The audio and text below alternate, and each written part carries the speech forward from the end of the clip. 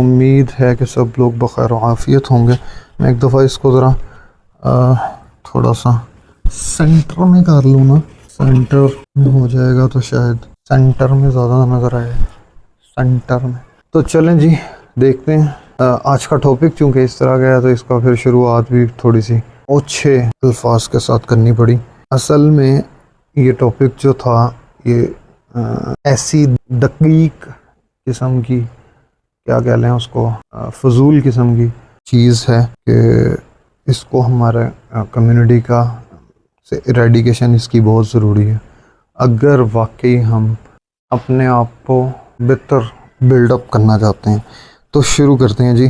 نیم النمو کے معنی چغلی کھانے کے ہیں، اور چغل خوری کو نمیمتن کہا جاتا ہے۔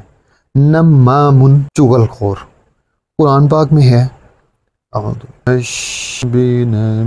تانمیز شرارتیں کرنے والا، چغلیاں لیے پھرنے والا۔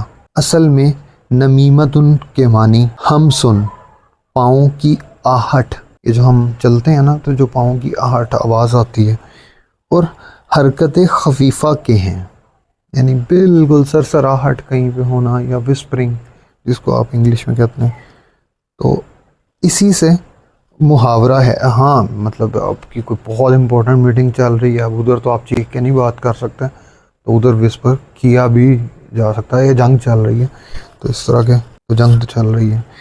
دیکھتے ہیں، اسکت اللہ، خدا اس کی حرکت کو بند کر دے، یعنی وہ مر جائے۔ النمام، گھاس جس کی خوشبو اس کے وجود پر دلالت کریں۔